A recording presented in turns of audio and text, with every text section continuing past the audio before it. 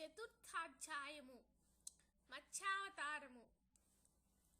భగవానుడైన శ్రీ మహావిష్ణువు దేవతలకలా ఉపదేశించిన వాడై తక్షణమే మహామత్స్య శాపకమై విద్య పర్వతమందలి కశ్యపుని దోసిలి జలాలలో తోచాడు.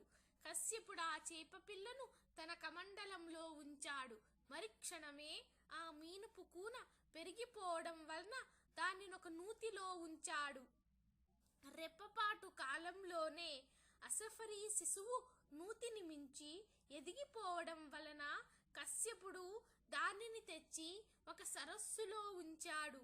కాని విష్ణు మీనము సరస్సును కూడా అధిగమించడంతో దానిని సముద్రంలో వదలవలసి వచ్చింది. ఆ మహాసముద్రంలో మత్స్యమూర్తి విపరీతంగా పెరిగి శంఖుని వధించి వాడిని తన చేతి శంఖంగా ధరించి బదరీవనానికి చేరి అక్కడ ఎప్పటి వలనే విష్ణు రూపాన్ని వహించి ఋషులను చూసి, ఓ మునులారా, వేదాలు ఉదకాలలో ప్రవేశించి రహస్యంగా దాక్కుని ఉన్నాయి.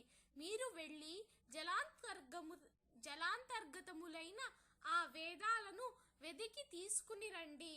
నేను దేవగణ సమాయుక్తుడనైన ప్రయాగలో ఉంటాను అని చెప్పాడు.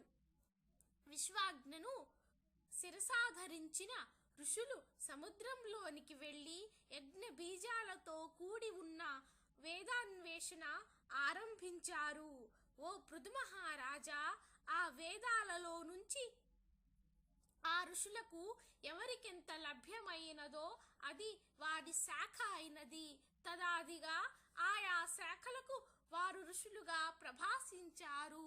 అనంతరం వేదయుతులై ప్రయాగయందున్న విష్ణువును చేరి వేదాలను తెచ్చామని చెప్పారు.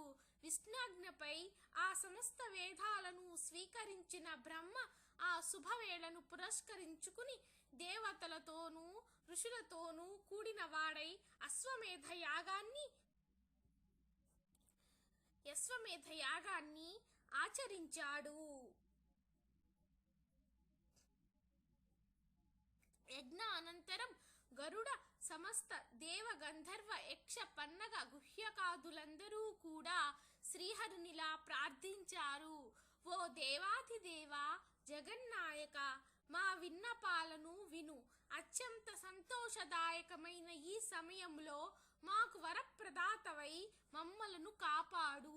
హే లక్ష్మీనాథ, నీ అనుగ్రహం వల్లనే బ్రహ్మ తాను నష్టపోయిన వేదాలను ఈ స్థలంలో పొందగలిగాడు. నీ సమక్షంలో మేమందరం యజ్ఞంలోని హవిర్భాగాలను పొందాము. కాబట్టి నీ దయ వలన ఈ చోటు భూలోకంలో సర్వశ్రేష్టమైనది, నిత్యము పుణ్యవర్ధకమైనది, ఇహపర సాధకమైనదిగాను అగుగాక. అదే విధముగా ఈ కాలము మహాపుణ్యవంతమైనది, బ్రహ్మహత్యాది పాదకాలను సైతం తొలగించేది, అక్షయ ఫలకరమైనది అయ్యేట్లుగా కూడా వరాన్ని అనుగ్రహించు. దేవతల ప్రార్థన వింటూనే వరదుడైన శ్రీహరి దివ్య మందహాసాన్ని చేశాడు. దైత్యాది దేవతలారా, మీ అభిప్రాయము నాకు సమ్మతమైంది. మీ వాంఛితం ప్రకారము ఇది పుణ్యక్షేత్రమగుగాక. ఇక నుంచి బ్రహ్మక్షేత్రమనే పేర ప్రఖ్యాతి వహించుగాక. అనతి కాలంలోనే సూర్యవంశీయుడైన భగీరథుడి క్షేత్రానికి గంగను తీసుకువస్తాడు. ఆ గంగ సూర్యాసుతమైనది అయిన కాళింది ఈ పుణ్యస్థలిలోనే సంగమిస్తాయి. బ్రహ్మాదులైన మీరందరూ నాతో కూడుకున్న వారై ఈ తావుననే సుస్థితులయ్యెదురుగాక. ఇది తీర్థరాజముగా ఖ్యాతి వహించుగాక. ఈ నెలవునందు ఆచరించే జప తపో వ్రత యజ్ఞ హోమనార్చనాదులు అనంత పుణ్యఫలదాలై నా సాన్నిధ్యమును అందించునుగాక. అనేకానేక జన్మకృతాలైన బ్రహ్మహత్యాది ఘోర పాతకాలు సహితం ఈ క్షేత్ర దర్శన మాత్రం చేతనే నశించిపోతాయి. ఇక్కడ నా సామీప్యంలో మరణించిన వాళ్ళు నాయందే లీనమై మరుజన్మ లేని వాళ్ళవుతారు. ఎవరైతే ఈ తీర్థంలో స్థిర చిత్తులై పితృకర్మలను ఆచరిస్తారో వాళ్ళ పితరులు నా సారూప్యాన్ని పొందుతారు. ఈ కాలం సర్వదా పుణ్యఫలాన్నిస్తుంది. సూర్యుడు మకరమందుండగా ప్రాతస్నానం చేసిన వాళ్లను చూసినంత మాత్రాన చేతనే సామాన్య దోషాలన్నీ సమసిపోతాయి.